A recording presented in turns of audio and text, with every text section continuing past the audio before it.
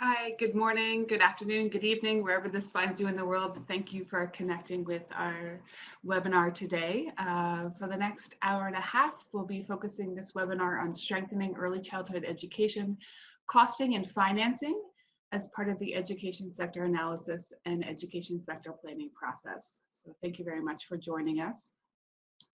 Before we get started with the content, I want to bring all of our attention to a few housekeeping issues.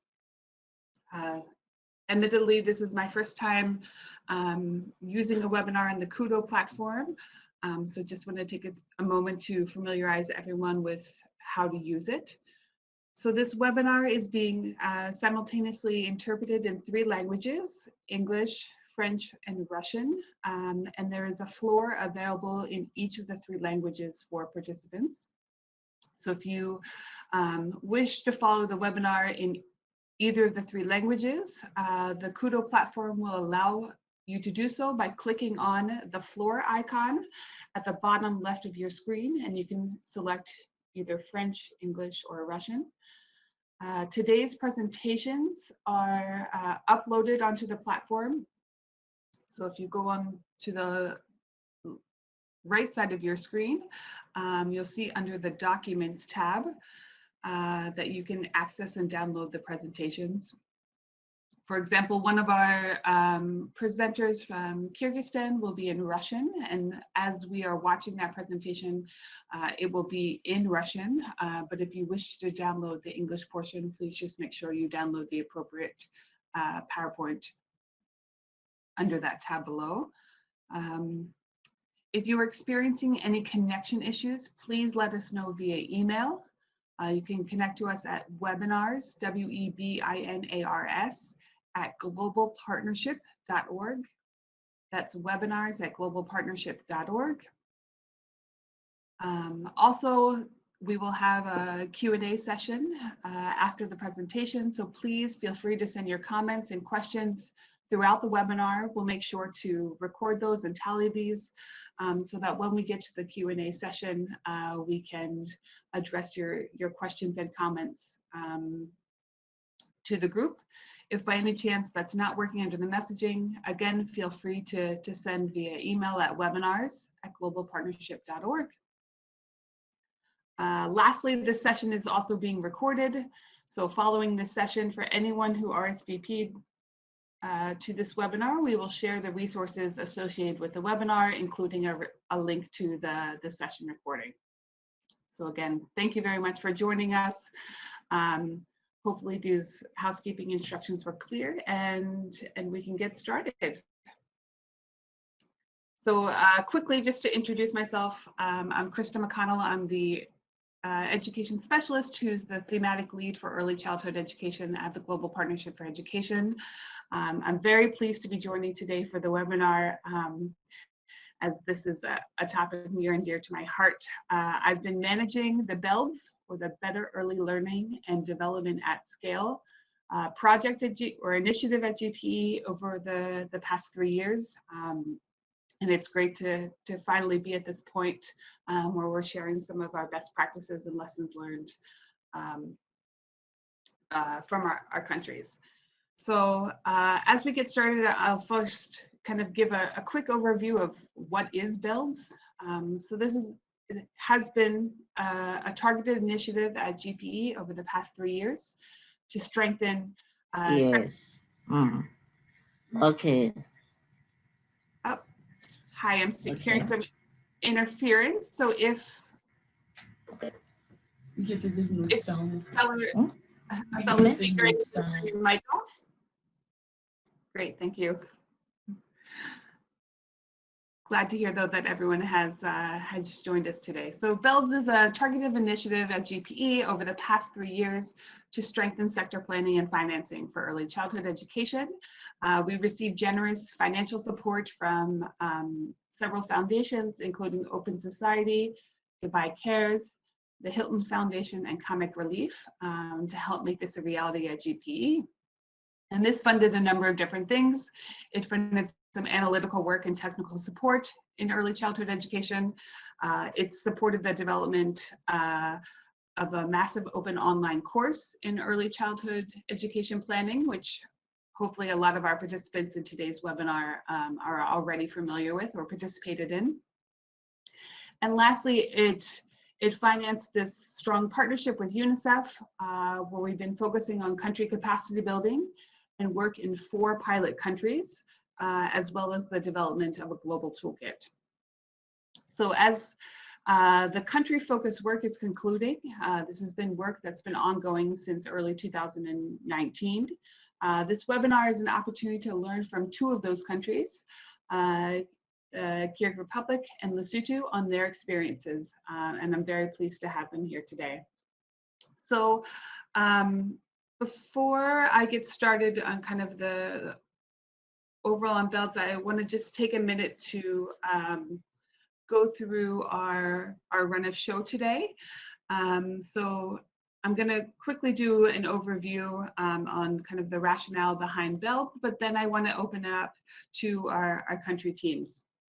And I apologize ahead of time if I am not pronouncing your names correctly, but if our teams can turn themselves on video and quickly say hello. I have from Kyrgyzstan, Ms. Bayomortova, who is the head of Budget and Policy Department for the Ministry of Education in Kyrgyzstan. Great, thank you for joining us. Once we finish hearing about Kyrgyzstan's lessons learned, we'll turn to Lesotho, we're connected to Dineo Mokatini, who is the Director of Planning and from the Ministry of Education in Lesotho, as well as Thuto Nsekeki. I apologize again if I am mispronouncing your name, who is the CEO for Primary Education and Early Childhood Development for the Ministry of Education in Lesotho. Following that, we'll be joined by Anna Nieto, who is an early childhood specialist at UNICEF headquarters, as well as Sao Chen Lin and Katie Moore, who will tell you more about the BELDS Global Initiative. So a global hello to everyone joining us across the globe in this webinar today. And I look forward to handing it over to you and hearing your wonderful presentations very shortly. I was just reminded to just briefly go over the instructions one more time for housekeeping. So if anyone's joining us a few minutes late, just note that on the bottom left-hand side of your screen, you can select your respective floor for the language that you want to hear this webinar in. And a reminder that you can download the related PowerPoints in the language you see fit under documents, and please use the messaging channel to submit any questions or comments you have for the teams as we go on throughout this webinar, and at the end we'll have a half an hour to address those questions. All right. Yes, so I think I outlined the overview. We'll first hear from Kyrgyz Republic before going on to Lesotho. Then we'll hear more about UNICEF's guidance on public financing for early childhood development and how this links with the global toolkit that's being developed for BELDS. And lastly, we hope we have a half an hour of lively discussion with all of our participants around the world in this webinar to hear your responses to today's presentations.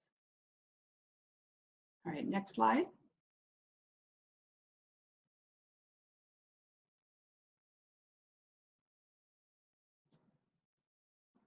Great, thank you. Just in hopefully another minute or so, just wanted to give everyone an idea of the rationale for this initiative. So we understand that a core challenge in early childhood education is that it's still on the margin of education sector plans. While we know almost all education sector plans supported by GPE do contain early childhood education, as a component of that. We know that section of the plan is not as strong as it could be. And we believe this is resulting from a number of different underlying factors. You know, the first may be that comprehensive analysis for early childhood education is maybe not as strong as it is for other levels of education. And that leads for, again, not as strong plans related to early childhood education as it is with other levels of education. Next, we know that some of the costing and financing data for early childhood education is not always easily available. So this makes it hard to advocate for adequate financing and budgets in this area. And last, for many of our countries that we work with, the departments that support early childhood education tend to be small and understaffed. So we think all of this is leading to education sector plans that could be a lot stronger. So overall, the intended outcomes of BELDS, we want to raise the profile of early childhood education so that it is recognized as an essential part of education sector plans and policies. And in turn, that this will yield to countries being able to provide universal access to quality early childhood education. And second, we want to ensure that the Ministry of Education and other relevant ministries and early childhood education departments are well equipped with relevant capacities, knowledge, skills, and resources on how to mainstream early childhood education into sector plans and budgets. All right, Nick. And BELDS has been operating in 4 countries, Ghana, São Tomé and Príncipe, Lesotho, and Kyrgyzstan for the past year and a half. This has been kind of our 4 pilot countries that we've been excited to work with in BELDS. And this is the second of 2 webinars that we've held highlighting the country experiences. So I think several months ago we had a webinar featuring Ghana and São Tomé, and today's webinar is a chance to hear from our remaining 2 pilot countries and hear how Kyrgyzstan and Lesotho have used their resources under BELDS for capacity development in specific areas.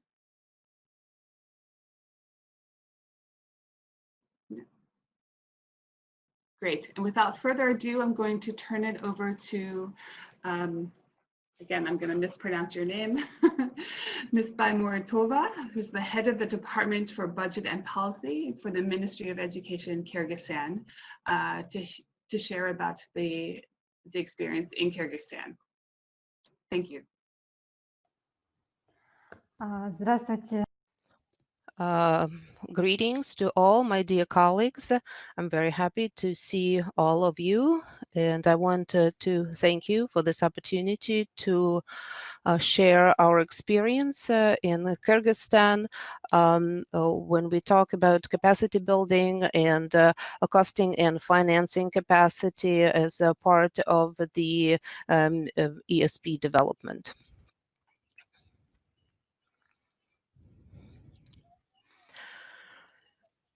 When we look at our preschool education as as follows in Kyrgyz Republic, in the last 10 years, we achieved a lot in improving our early childhood education. And we are now reaching more children with early educational programs. In 2010, we only had about 19% of children who were able to have early childhood development services. And now we are reaching 39% of children between 3 to 5 years of age. And the BELDS capacity building approach had helped us acquire new knowledge and to develop our national capabilities to effectively and efficiently plan and allocate budgets for inclusive and quality early childhood education and bring it to scale. With the help of UNICEF, we held several seminars and workshops, and during this first BELDS workshop, we looked at and analyzed the strengths and weaknesses of our ECE subsector.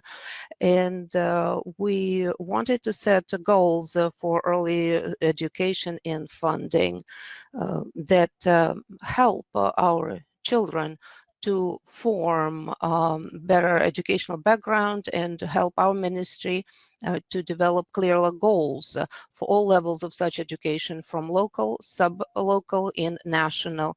The main goal of the workshops was to strengthen overall knowledge and capacity of all participants to allow to conduct more adequate financial analysis and forecasting. It also helped us to allow to form budgetary allocations for early childhood education and advocate for increased efficiency in targeted spending for quality childhood education. And it's in our priority investment for the government. We had various representatives from our ministries and the Ministry of Finance, Ministry of Economic Development, and Ministry of Education. Also, there were several participants who were officials for our early childhood learning centers, the directors of such centers. We also had accountants and specialists from our Ministry of Education, because through these Republic budgeting, the early childhood education is budgeted or paid for through our main workforce budget. And due to these workshops, we were able to come up with key recommendations. We noted that it's important for the existing budget system for the pre-primary subsector should provide a clear picture of the efficiency and result-based use of the funds. We need to increase the strength and efficiency of interagency communications while we coordinate and forecast and plan the budgets for early childhood education. In Kyrgyz Republic, our education is one of the areas that gets most or funding in budgetary funding in our country. We still need to conduct effectiveness and efficiency analysis in the use of the available funds. We also need to establish a mechanism for systemic and systematic analysis to track formal and informal payments by the population for preschool education. I must add that there are three sources of funding for ECA. We have funds coming from our state budget. We also have funds coming from local governments. They are responsible for maintaining building and infrastructure and for providing food to the children. The third source of funding is parents, because parents help to fund their children's preschools, and they also help to provide food for the children. After the workshops, UNICEF helped us to hire a national consultant to analyze financial needs of the sector. And based on that, we were able to develop suggestions for new planning using economically feasible approaches. And we studied these suggestions in the following way. Основание вводимых ресурсов, ориентированные на конечный. Based on result-based financing, and per capita financing should be accompanied by monitoring of execution of the budget, and this will provide equitable access to the system and attract additional private investment. The Ministry of Education positively reviewed this proposal included in the draft education sector development strategy up to 2040. Also, through UNICEF, an external consultant was hired who was able to review the budget and provide recommendations on key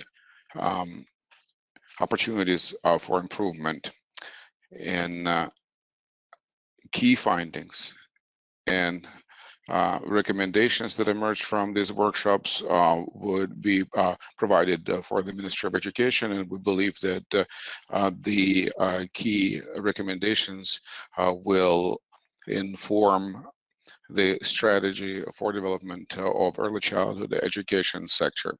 I would like to share with you our priority challenges and strategic goals in the Kyrgyz Republic. In Kyrgyz Republic, we have a new program of unity of creativity between 2018 and 2022, and the ministry was tasked to improve the coverage by ECE services 80% of constituents, and the national strategy up to 2040 also includes priorities in this regard, so all girls and boys would have access to high quality early childhood education and early childhood development services. And the Ministry of Finance will monitor and analyze allocated funds. There's also a role for the Chamber of Accounts to monitor the execution of the budget, and education development strategy up to year 2040 would be striving for the coverage of 80% by these programs.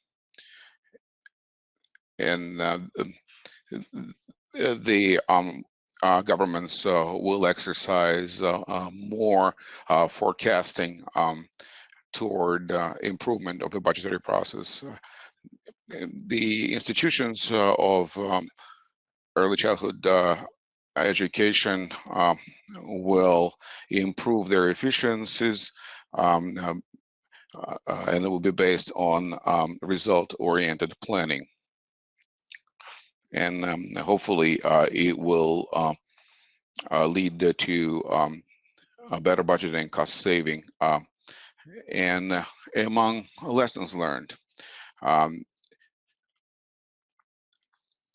we listed the fact that early childhood education organizations identify their funding needs in September of each year, while Ministry of Education budget forecasts for the next year is finalized in August.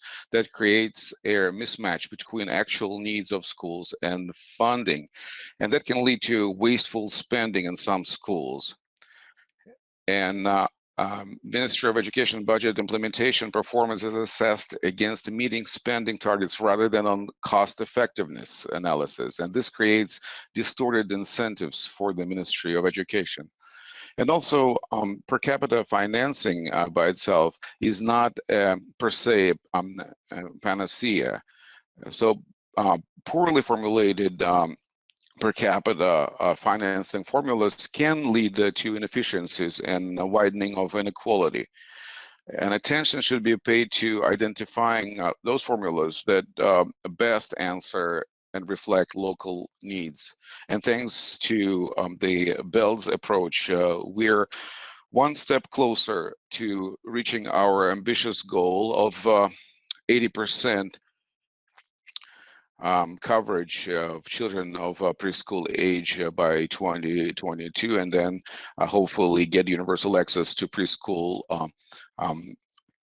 Thank you very much for listening to my presentation, and I'll be happy to answer your questions.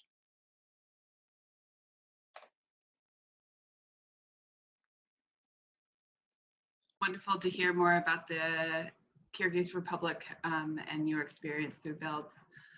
Without further ado, I'd like to turn it to the team at Lesotho to now present. And we'll be able to address any questions or comments that you have about the Kyrgyz Republic experience.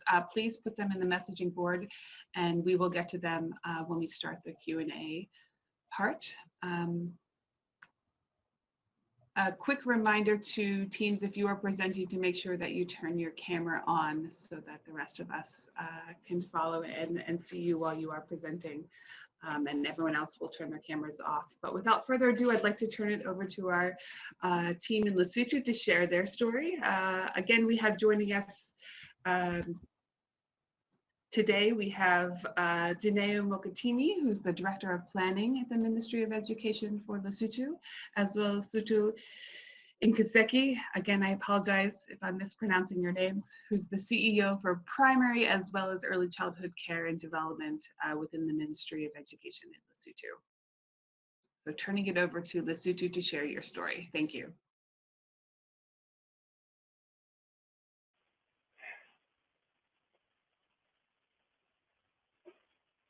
Colleagues, I just got word from the Lesotho government colleagues that they just lost connection. They'll be reconnecting in a few seconds.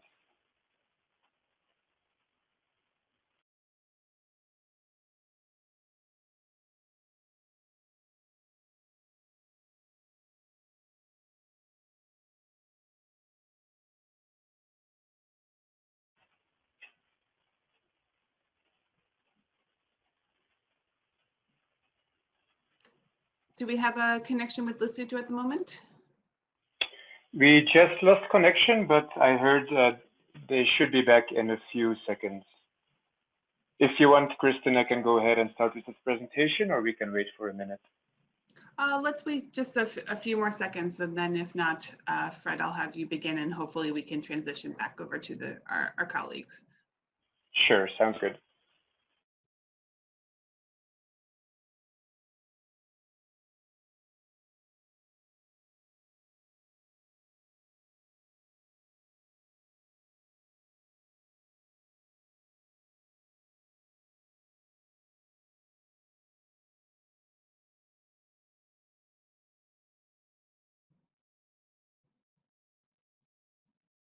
All right, Fred, I might have you start us off just in the interest of everyone's time, and hopefully the connection with Lesotho will improve and we can hear directly from the ministry. That sounds good, Sachin. So good morning, good afternoon, good evening, colleagues. My name is Frederick Linknecht. I'm the BELDS UNICEF support with in Lesotho, supporting the Ministry of Education and Training. Let me start off the presentation by a quick sketch of the situation for ECCD in Lesotho. At the moment, only 1 in 5 primary schools in the country host a reception class, which offers free access to 1 year of preschool education across the country. The rest of the provision of ECE is done by private preschools, but the ministry is mainly investing in the reception classes. You can click Sachin a few times. Exactly. Scaling up these reception classes from 1 in every 5 primary schools to all primary schools is a part of the existing policies and strategies and of the original education sector plan 2016 to 2026. But the implementation has been lacking so far. Under BELDS in July 2019, The former Minister of Education did commit to scaling up reception classes to all primary schools. Colleagues, can we please mute the microphones? I believe actually your colleagues in Lesotho have been able to connect. Okay. Medineo, the floor is yours. Okay. We can hear you now. Please go ahead, Med.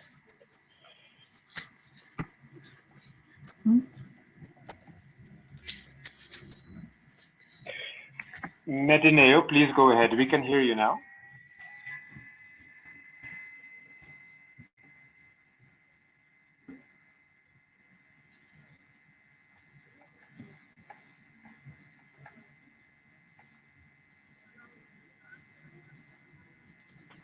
Medineo, you're connected? Yes, yes, we are. Wonderful. Okay. Please go ahead, Medineo. Or Metuto, the floor is yours. Thank you, I was Frederick. Where had you stopped? Because I was just mentioning that our former Minister of Education in Lesotho committed to scaling up reception classes in July last year, which is when the BELDS project started in Lesotho. Okay, thank you very much. Let me pick it up from there. Yeah, it is on. Okay. Can we go to the next slide, please? This strategy is now a key priority of our education sector plan, and the key information that is required to scale up, I would like to share that with you. There are a number of issues that need to be considered. I will start with infrastructure. How are we going to construct or provide the needed 1,242 classrooms? In our case, we have attached reception classes to the other schools, and we're remaining with 1,242 classrooms to add to our existing primary schools. Then other issue to consider is about teachers. We only have one teacher training institution in Lesotho. How is this teacher training institution going to increase the output in order to produce the needed number of preschool teachers? We then need to consider the management capacity. Do we have the structures? Do we have the processes and the human capacity in the Ministry of Education currently to effectively implement and also to monitor this very huge scale up? How much will it cost? This is a serious consideration. And lastly, is it better to do it in 3, 5, or 7 years? And with each choice that we make, how much will it cost? Next slide, please.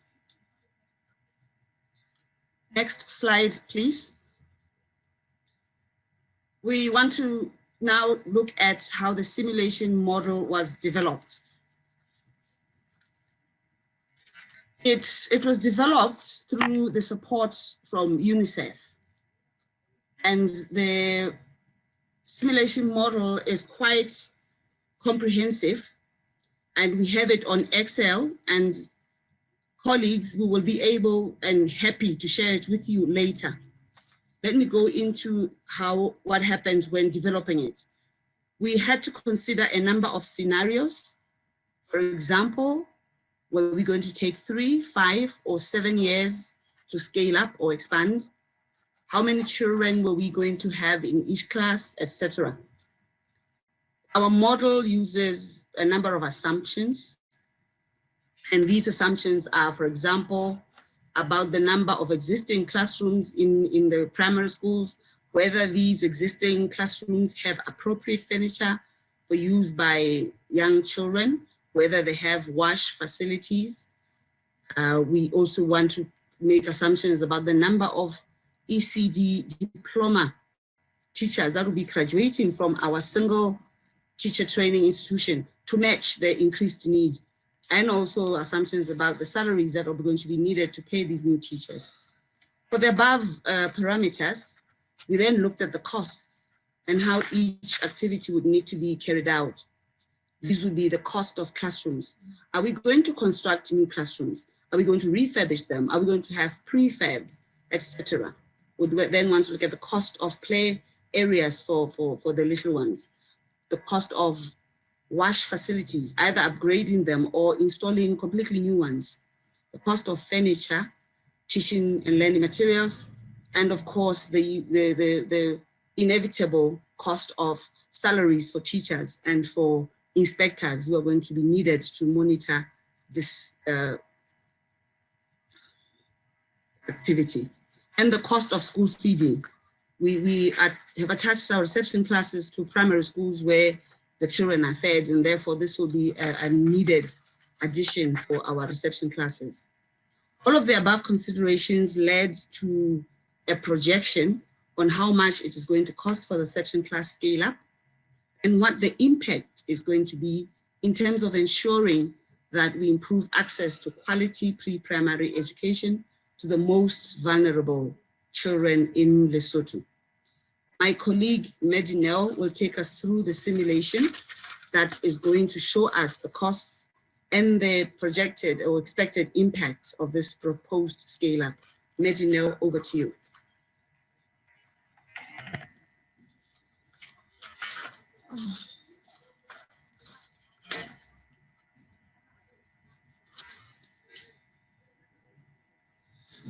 Good afternoon, everyone, and good evening to those that is evening in their countries.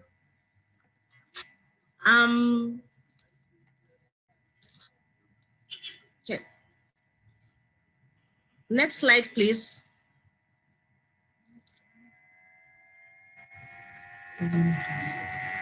Thank you.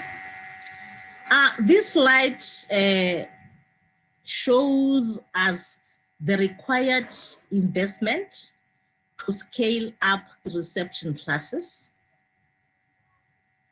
to all the primary schools in the country over a period of 5 years. From the graph, the blue part shows the cost of capital investment over the period of 5 years, which is mainly on infrastructure, which comprises construction of new reception classes, rehabilitation of the existing ones, and for prefabricated structures or classrooms. As my colleague earlier on indicated, the former Honorable Minister of Education and Training, Professor Ntoyera Papa, committed himself in July 2019 to building about 1,242 reception classes. So that definitely means that this is going to increase the cost to about 140 million maluti. As you can see, the orange part, which is the recurrent costs, while the year one, it gradually increases. In year one, it seems to be low, but as years pass, it actually increases. These recurrent costs go mainly towards the teacher salaries and even the in-service training of those teachers. In Lesotho, there are few preschool teachers who are being trained and graduate every year. So the pace of the training of preschool teachers is lower than the pace of building new reception classes. This is why you will see from the graph that the recurrent costs continue to increase over the years. And similarly, if you see the next graph, you at the bottom graph there, it shows that the projected impact in terms of the increase in enrollments of 5-year-olds, it also has the positive impact, because every year you see that it gradually, the enrollments gradually increase. Currently, the blue part there, the lower graph, it shows that currently we have 10% enrollment of 5-year-olds that go to pre-primary program. And by 2030, we hope that we'll reach that target of 41%. As my colleague Ayla mentioned, there are also private ECD centers in Lesotho. Currently, the enrollment is 16% of the 5-year-olds that attend those the private preschool program. We are also expecting that the enrollment will increase up to 26% in 2030. And we are hoping that by 2030, we'll reach total enrollment of the 5-year-olds at 67% in 2030. That we would like to at least, if not reach the target of SDG 4.2. Now going back on the same slide, going back on the first graph on how much it will cost to scale up reception classes. The gray line on the graph fluctuates between 3% to 4.5% of the annual education budget. That yellow dotted line there, it shows the current allocation of budget towards the ECE, which is around 0.4%. Meaning that in order to implement the scale up of reception classes every year we need about, the ministry will have to allocate 4 to 5% of the budget. Next slide, please.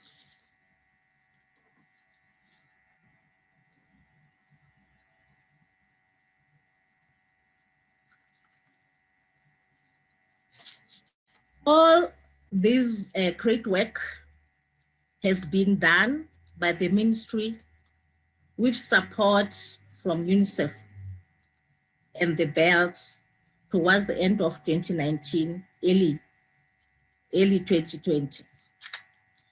As we are aware that the global pandemic has struck the world at large, the ministry is still committed in continuing the work that started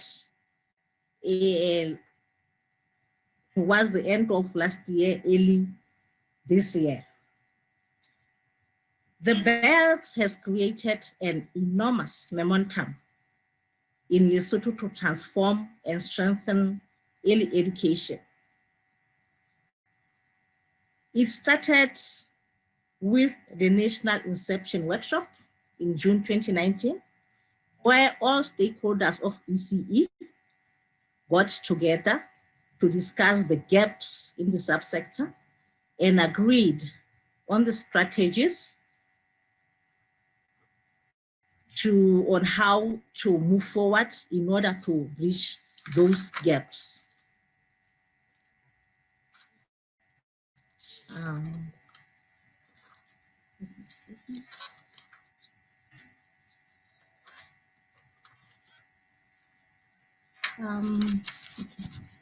And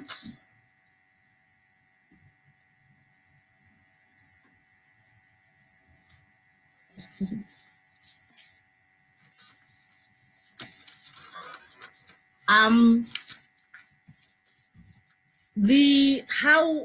How did we go about it? In that workshop, the stage was set to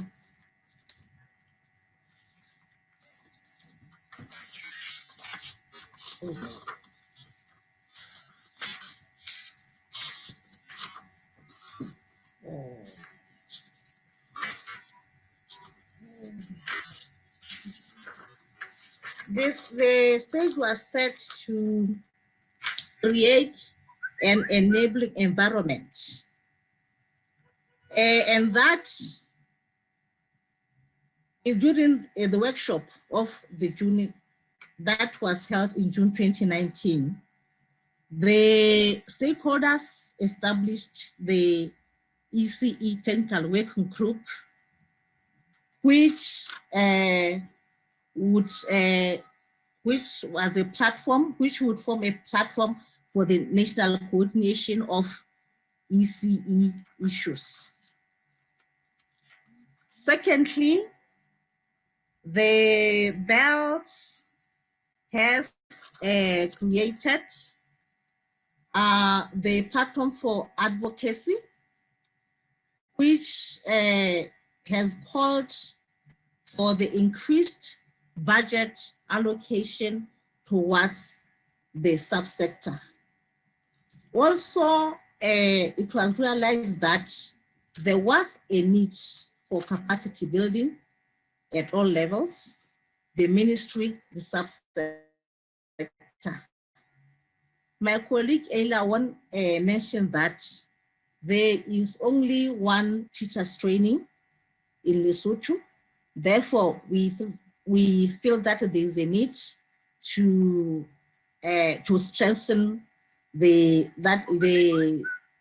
training institution for the teachers. Now, next slide, please.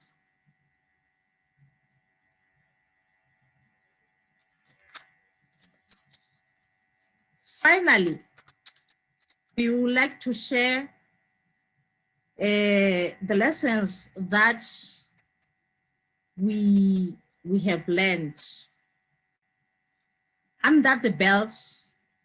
Developing a cost simulation model has made our work more smoother when revising the education sector plan. A lot of discussions that took place last year has informed the revision of the ESP.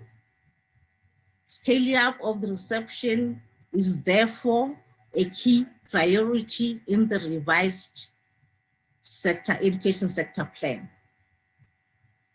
Secondly, it is very important to create and strengthen enabling environment. We already touched on the ECE technical working group that was established.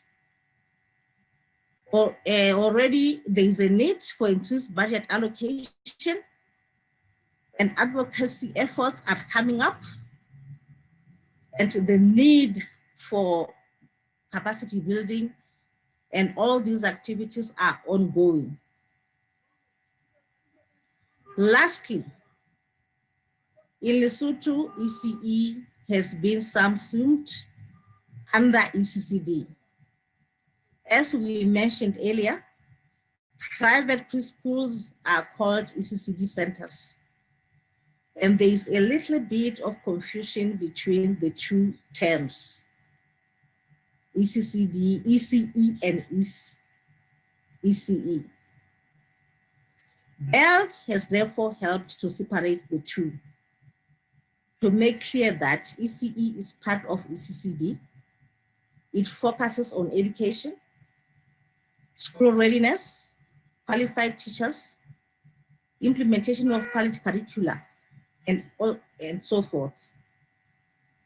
Under BELDS, we are continuing to sensitize stakeholders on ECE, which is education focused, whereas Eccd is a multi-sectoral, which amongst others includes health and nutrition. These are some of the lessons that we have learned, and it's only a few months that we have been doing this work. And we are very grateful for the support of UNICEF through integrating the scale-up of reception classes into the ESP. We will take this work forward. Hopefully that in the next couple of years, with the right amount of funding, we can increase access to at least 1 year of preschool education for 5-year-olds. I would like to end here. Myself and my colleagues will be happy to respond to any questions. I thank you. Thank you very much, Bome. It was a pleasure to hear about the Lesotho experience.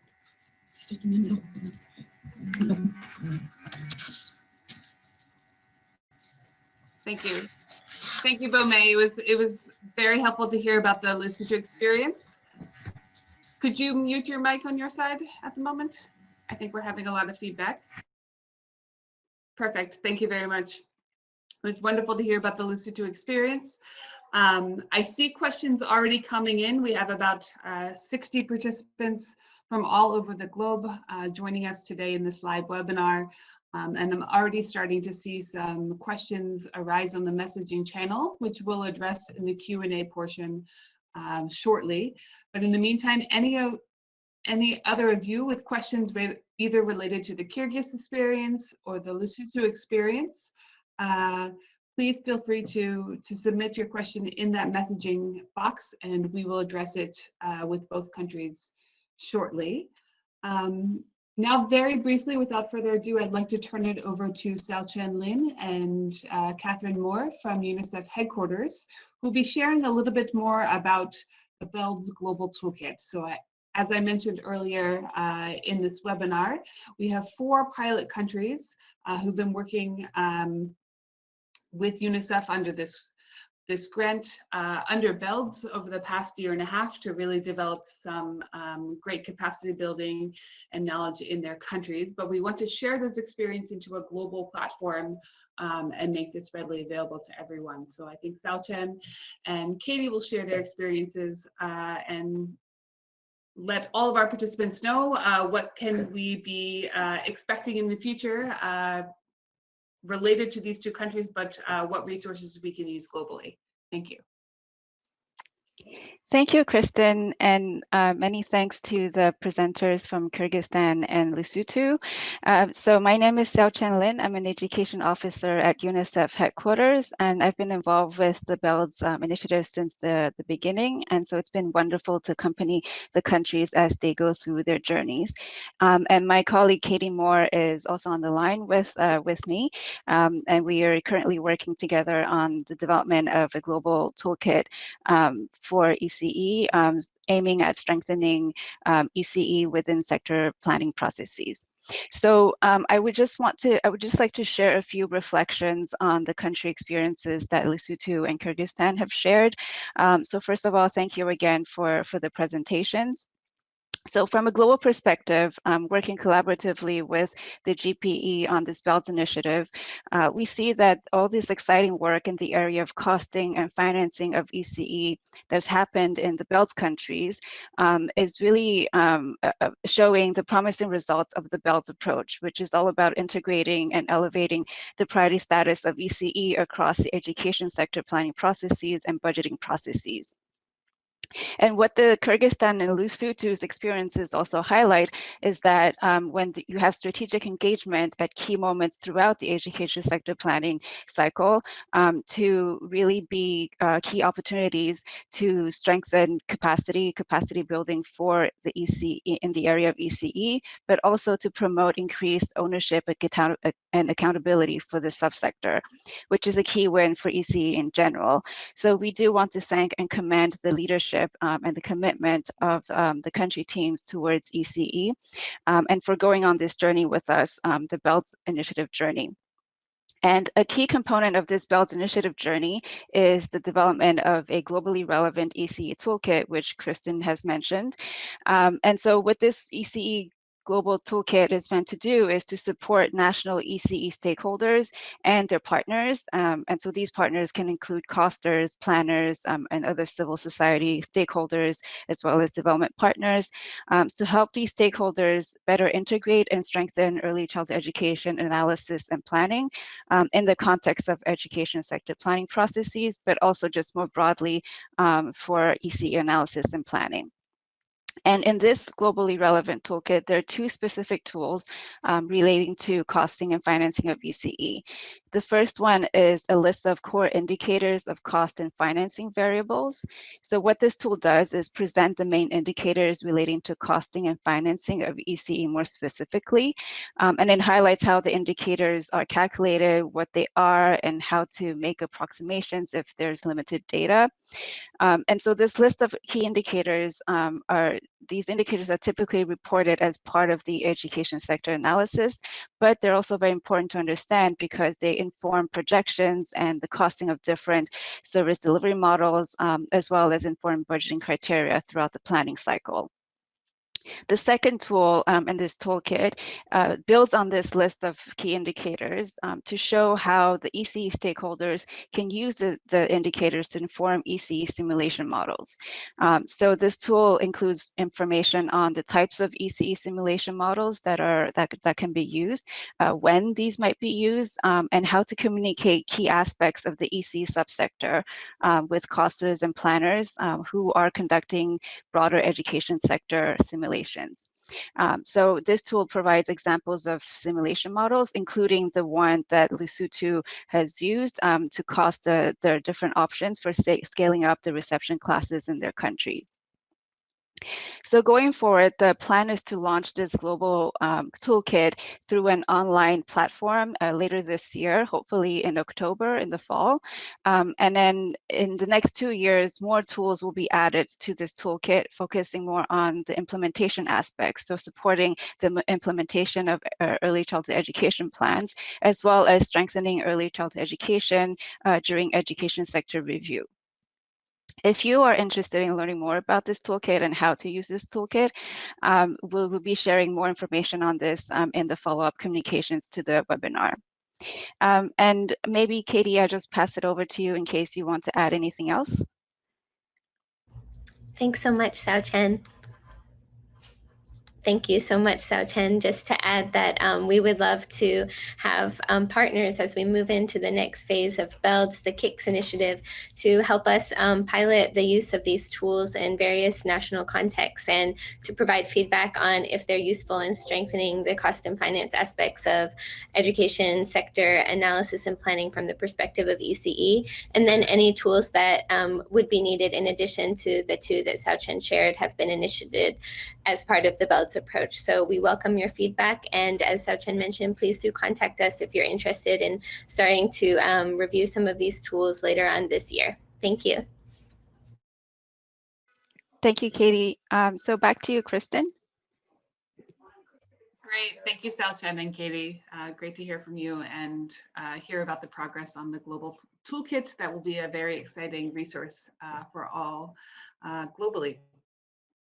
So I think I'm moving on now to Ana Nieto, who's an education specialist at UNICEF or early childhood development specialist at UNICEF, and will be sharing or updating us all on UNICEF's guidance on public financing for early childhood development and how this fits in with this work under BELDS.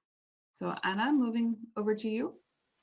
Thank you so much, Kristen, for that introduction, and to all the other colleagues for those very inspiring presentations. I would take the opportunity today to briefly describe to you the work that UNICEF is being carrying out in the last couple of years in terms of public financing for ECD and ECE. And in this regard, I want to really echo what our colleagues from Lesotho shared with us a few minutes before about the importance of understanding that ECD is comprehensive. Early childhood development is comprehensive. It has different sectors involved in order to make sure that we provide all the services that we need for children to thrive. But having said that, it's also very important to understand the specific role that each sector plays in that provision of services, including the important work that ministers of education carry out in order to provide pre-primary education to all children. So very briefly, the Global Guide on Public Financing for ECD was launched a couple of months ago, and it aims to support countries' efforts to deliver at scale and sustainable early childhood development results, once again, including a specific focus on early learning and preschool education. The guide has 5 sections. The first 2 sections try to set the stage, explaining again what are those key services that children need in order to thrive, explaining what are those key interventions in terms of early learning, and it goes into what are those key issues that we need to tackle in order to address the financing of ECD and ECE services. And I think that our colleagues today did a great job at illustrating the common challenges that we face. So one of them is low budget priority, which was very well explained by the Kyrgyzstan team. Another key challenge is the difficulty that we face many times in linking policies with actually budget commitments at the national and at the decentralized levels, at the subnational level.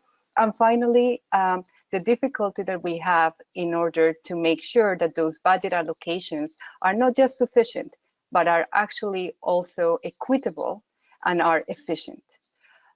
So after setting the stage, the guide goes into chapter 3 that focuses on the importance of understanding the political economy in the specific countries where we are working, trying to understand how the budgets are made, what are the key points where we can influence decisions, who are the key budget actors in a given context. And that would actually help us select the analytical tools that we can use for advocacy purposes and also for supporting the planning and budgeting of the specific policies. Section 4 of the guide describes the core actions that we can undertake in order to solve all those issues that I mentioned before in terms of efficiency of the spending, equitable spending, and sufficient allocation. For this audience, I thought that a very relevant core action that is described in the guide is the one that relates to the importance of supporting education sector budget planning, linked with budget submissions to the Minister of Finance to increase chances of funding early childhood education services and improve the transfers to disadvantaged areas. So again, that issue of equitable distribution of funds. The last section of the guide, chapter 5, actually provides a list of various analytical tools and case studies that describe how can we generate and use evidence for advocacy and budget preparation and decision making. So here we talk about analytical tools such as costing, budget analysis, public expenditure reviews, making the point that a lot of these tools serve different purposes and can be used at different moments in the budget planning cycle. So while some tools may be very good when we are working on budget planning and formulation, other tools will be more useful when governments already covered that budget planning phase and are moving more into the implementation and the execution phase. Next slide, please. We also wanted to share with you some of the linkages that are there between the Global Guide on Public Financing for ECD and this very important BELDS toolkit. The key message here is that both of these resources can be used as part of a phased and comprehensive capacity building strategy on public financing issues to increase the capacity of the early childhood education technical working group stakeholders. As I was trying to mention before, the global guide can be seen as a document that provides foundational knowledge that unpacks key concepts that would allow the teams to be in a better capacity to understand some of the more in-depth concepts and tools that are presented in the BELDS toolkit. Next. Next slide, please. Thank you. In the interest of time, I selected two specific examples of the synergies between these two documents, between the toolkit and the global guide for public financing of ECD. So the first one is one that I think that we have already mentioned a lot today, which is costing. So the global guide for public financing unpacks what we mean by costing. So when should we use them? Why should we use them? And most importantly, what are those practical good practices that we have found that can be used when we address this kind of tools? So here it's important to say that the guide tries to emphasize that costings need to be fit for purposes. They are costings that are very well placed for the pre-policy phase, when governments are trying to understand what are the different policy options that they can consider. And they are trying to balance the need to face the current constraints that they have with the desired outcomes that they want to achieve. A good example of this kind of pre-policy costing is the Montenegro case study that is included in the guide, and it illustrates the process that the government of Montenegro undertook in order to increase the coverage of their preschool program. They actually found out that most of the coverage was missing the marginalized areas in the northern part of the country, the rural areas, and they wanted to understand what were the different delivery modalities that were at their disposal in order to address these coverage issues. So a cost-effectiveness study on the different modalities was undertaken, and this study actually showed what were the trade-offs between a full-day traditional service provision program versus a half-day option that would actually have a more gradual expansion but be more affordable. So the findings of this study actually were very well received and were used to inform the national policy on early childhood and preschool education in the country. And as of now, the country has progressed in their targets of increasing coverage. The other category of costings that the guide describes very well is the costings that are done post-policy. The ones that are done once we have clarity of what are the objectives and the specific interventions that a government wants to carry out in order to provide quality preschool education to children. And then we go into the detail of what are the inputs and the activities that need to be included there.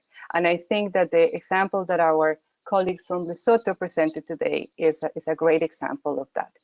Next slide, please.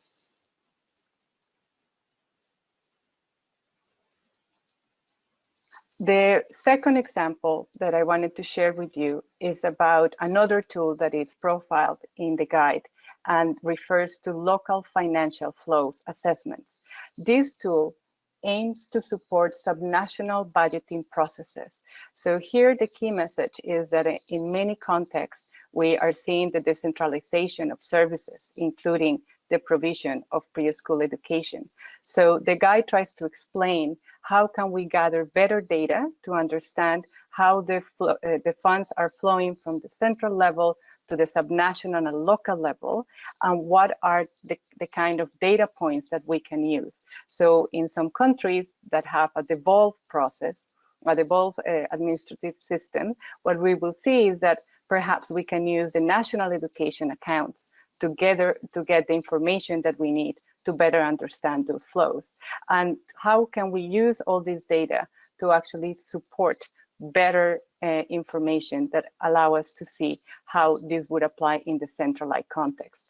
The linkages with the BELD toolkits in this regard is that this information may be used to support the foundational understanding of how the BELDS cost and finance tools can be applied in the centralized context. So these were the two examples that I wanted to share with you, but I would really like to invite you to download the guide. It can be accessed through the hyperlink that is included in my first slide, but it's also available in the UNICEF website. Thank you so much.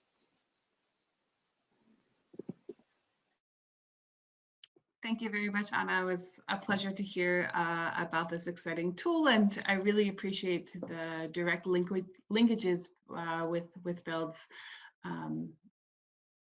and how countries can use both tools. Without further ado, I think it's time to turn over to our question and answer session of the webinar, which is always the portion I'm very excited to hear how our participants are engaging with this material and what additional questions that they have. As I mentioned before, we have about 60 participants joining us globally, which is very exciting, and already the questions are already flowing through our messaging channel, so please feel free to submit additional questions if you have them. At the moment, I have a very quick one that I'll turn over to UNICEF headquarters, and then I have a number of questions for both our Kyrgyz Republic team as well as our Lesotho team.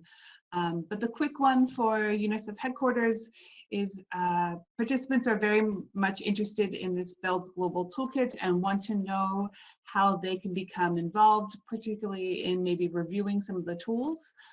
What is the best way for them to do so?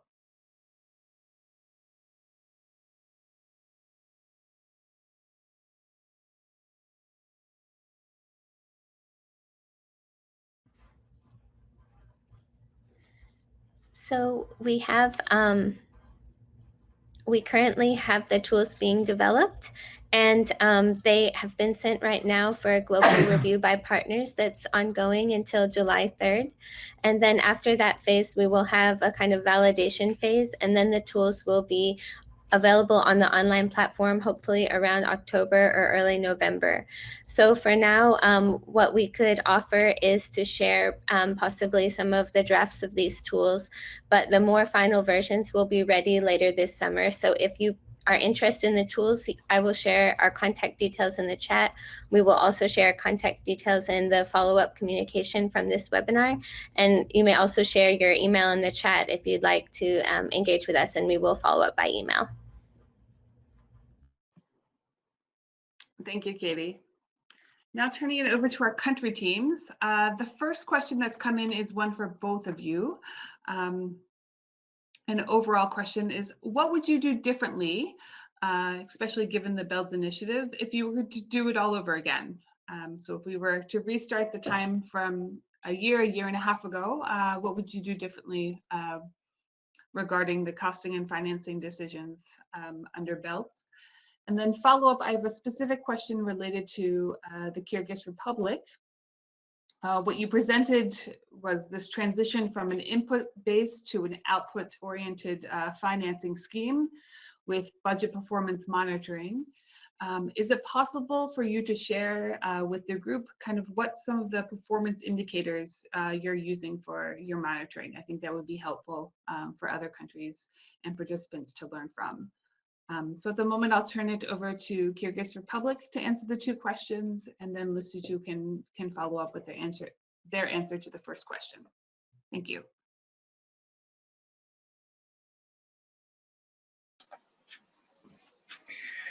Добрый вечер, уважаемые коллеги. Good evening.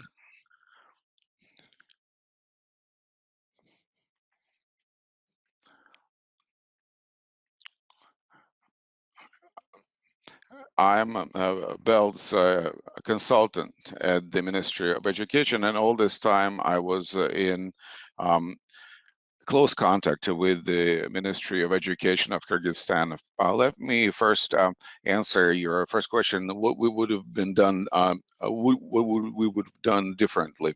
I would say we wouldn't do anything differently.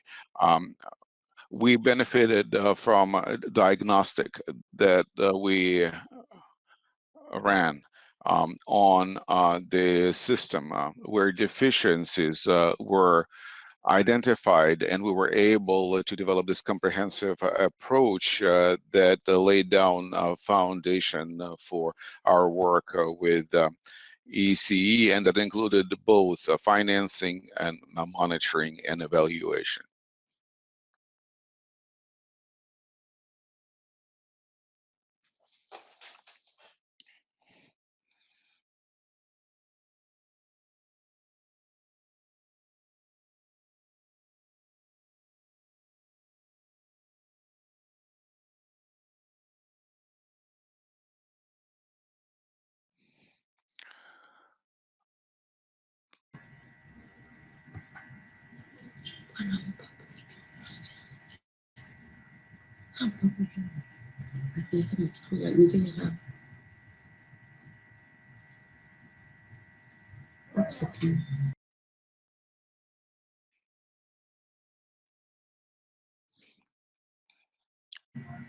Still waiting for Kyrgyz Republic to finish.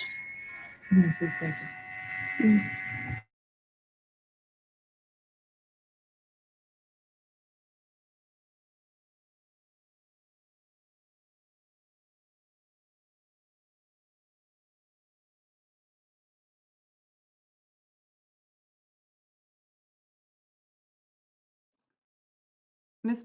Muratova, it looks like you're trying to speak. Can you hear us?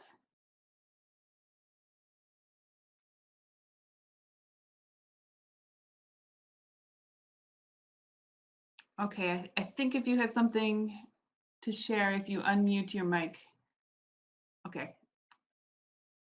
I think maybe we're having difficulty with Kyrgyz Republic. Let's move to Lesotho.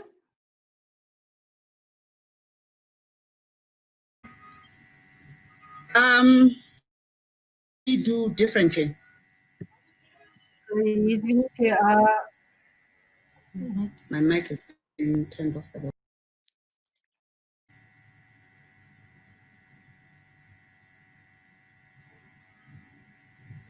Go ahead, Dineo. Can you hear us? Yes, we can hear you, May.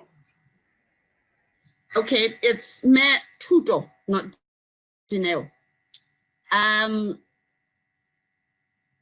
don't think there is much that we would want to do differently. If we were to do it all over again, we're quite grateful for the support that we have had so far.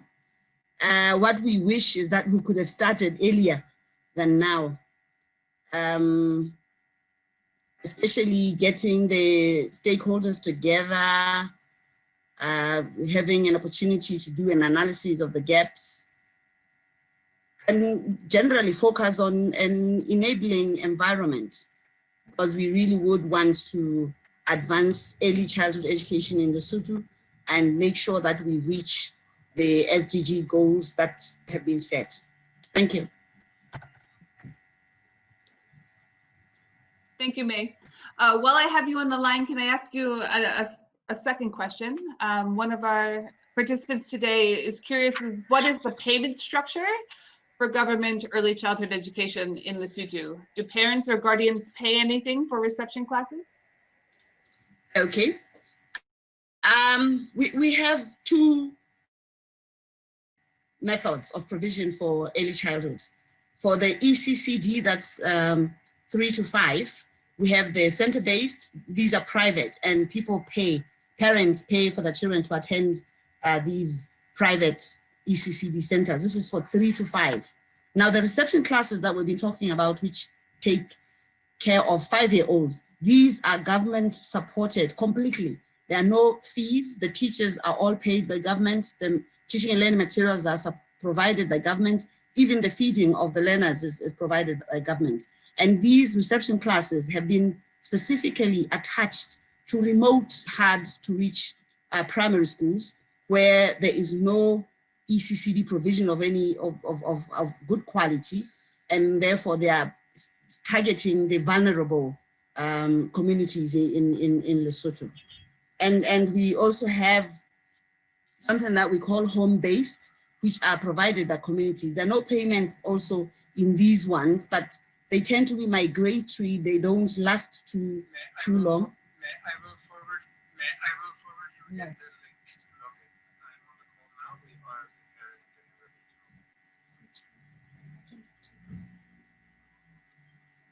We are preparing Go ahead and make the or make that. Oh no, Frederick, just okay. Я, наверное, могу сказать о Кыргызстане. У нас тоже две системы практически. Maybe I can say a couple of words about the Kyrgyz Republic. We have two systems in Kyrgyz Republic now. We have preschools. It's a small 3 to 5 year olds can spend the entire day there, and parents pay 50% for the cost of food for the children. And we have 3-hour programs for early childhood development, and it's free to the families. And we also have a countrywide program. It's a prep program for early development. It's children from 3 to 7 years, and the children there for 3 years, so they don't get any food.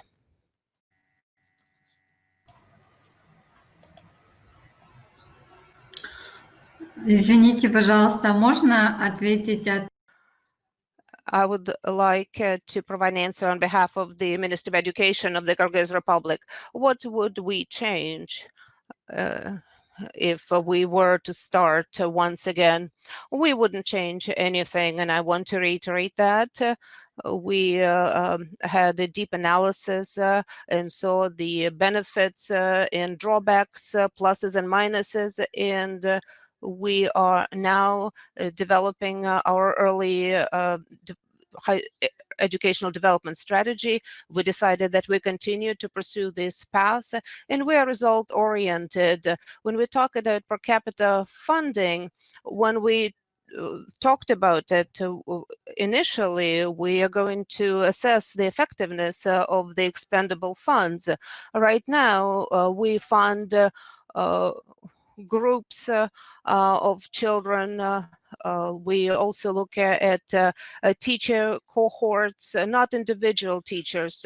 And if we adopt per capita funding, then the money will follow this child to any early education institution, any preschool, any school he or she will attend. And so we hope that 80% of the kids will be encompassed, and we will fund these children, and these funds will be allocated and used effectively. Thank you. Perfect. Thank you so much. Moving on, another question, I think, for both countries. Let's start maybe with Lesotho, and we'll hear your answer first. This comes from one of our participants, is asking, from your perspective, based in your countries, we know that it's a challenge for governments to allocate significant budgets to early childhood education. So from your experience, what would you recommend to other governments to allocate higher budgets? Advocacy works well, but is there something else that can be done based on your own country experiences? Lesotho, maybe if we could start with your answer.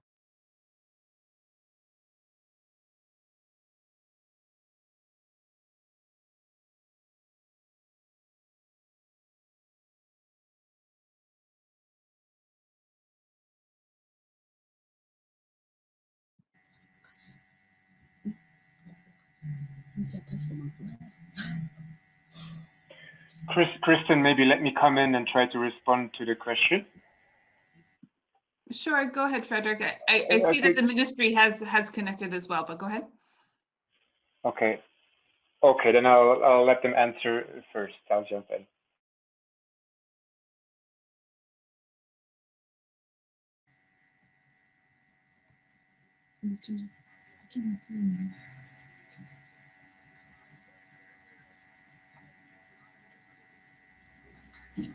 Hello? Yes, Bomay, go ahead. Okay. Christine, this is a very challenging question,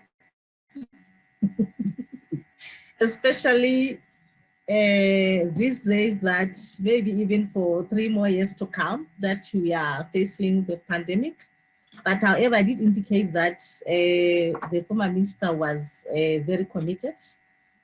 Apart from advocacy, really is very difficult. I think that is advocacy to make people aware, especially the policymakers, that the politicians, that really the early childhood education is very important. It matters. Early education matters. So maybe Frederick can come and chip in. Yes, ma'am. Maybe you can turn off the microphone. Thank you. I would add my voice to the fact that it has been challenging to advocate for that increased budget allocation towards progressing, advancing access to ECE, at least 1 year of ECE.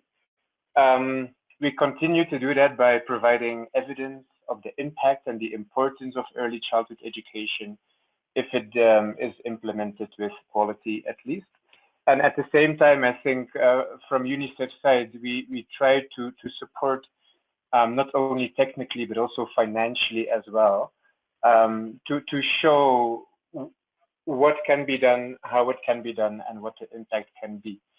Of course, the BELDS timeline has coincided with the ESA and the ESP development, which has been really helpful, really useful, because we have been able to support the analysis of the subsector, looking also a little bit at the budget allocation or towards the subsector and the difficulties with that. And also to, at the same moment, to create awareness, to create a platform, to create the structures, and to see if we would want to scale it up, how much would it cost? So in the case of Lesotho, I think it's been very helpful to have an actual figure to work with. As Medineo presented, instead of 0.4% of the ministry's budget going towards ECE or ECCD, we advocate for 4%, which is still well below the 10% that I think both GPE and UNICEF are advocating for and are setting as the minimum limit or, for investment into ECE. So that is a very, that's been very helpful to have a concrete target and a concrete idea of how much would it cost and can the ministry afford it, yes or no, and what would the impact be if they do. Of course, now by integrating this as a key priority into the revised education sector planning, we are also costing the implementation plan, and we need to attach a budget, and we need to think of where the budget is going to come from. Part of that budget to scale up reception classes can come from external sources, but of course we also want the ministry to own the scale up, and we want them to at least increase gradually, maybe from 0.4 to 0.8 or to 2% of the education budget, going towards that subsector to work towards achieving SDG 4.2 by 2030. So that is what I can add from my point of view. It has been challenging. It's been ongoing work, but I think at least in the past 1 year, since we had the inception workshop in June 2019, a lot of noise has been created in Lesotho. And not only noise, a lot of good work has been done by the ministry. We've been very happy to support. We've been very happy to engage all the other stakeholders and partners. And with the implementation of the revised ESP, we hope to leverage not only technical, but also the financial capacity of all the stakeholders, including GPE, including UNICEF, including a wide range of CSOs. But of course, the ministry needs to set the example, I think, by showing a small increase, showing the commitment to scale up reception classes in the country. Thank you. Great, thank you very much to the Lesotho team. If I could turn it now over to Kyrgyz Republic, and just note that we are almost out of time. So unfortunately, we have a full list of questions that we will be unable to get to today, but I'm curious to first hear from the Kyrgyz Republic to answer this question. На этот вопрос ответили бы таким образом. We could answer it the following way. In the Kyrgyz Republic, we have political will on expanding our early childhood education and early childhood development. So we work very proactively on these issues. Our government, our president support these ideas. And also our local governments are very supportive. And 5 years ago, they were not at all involved, but now they are looking for donors. They are building preschools. They are finding infrastructure, and parents want to participate and are participating actively. They want for their children to have equal opportunities while entering schools, and they want for their children to attend proper preschools. And I would like to thank the donors that work actively in early childhood education, that provide their methodologies, their indicators. They help us design and identify the priorities for early childhood education systems. We also inform our public that early childhood education is very important in our Ministry of Finance, and the Kyrgyz Republic is providing some funds, and our society as a whole, our government supports the expansion of our early childhood development system. Thank you. Great, thank you very much. Sadly, in the interest of time, I do need to conclude our webinar here. Selchan, if you could put up the remaining slide with some of our contact information about the BELDS materials. But unfortunately, we had many other questions that we were unable to get to today. So just rest assured that we will share those remaining questions with the two ministry teams, and with the goal of some of the responses could be circulated via email. Similarly, this whole package of materials for anyone who RSVP'd to the webinar will receive next week a link to the recordings in all 3 languages, as well as the presentations, and maybe some of these additional questions and answers we can circulate at that time. So if anyone is interested for more information about BELDS, we've shared here a link on GP's website where you can have some basic information about the BELDS program. In addition, the 4 BELDS countries have each done, or in the process of, we have 1 more blog remaining, but 3 of the 4 countries, Lesotho, Ghana, and the Kyrgyz Republic, have all done a blog about their country's experience with BELDS and some of their lessons learned. So please feel free to use some of these links here where you can access their stories. But thank you so much for participating. I know we have people joining from all around the globe, and especially in these challenging times.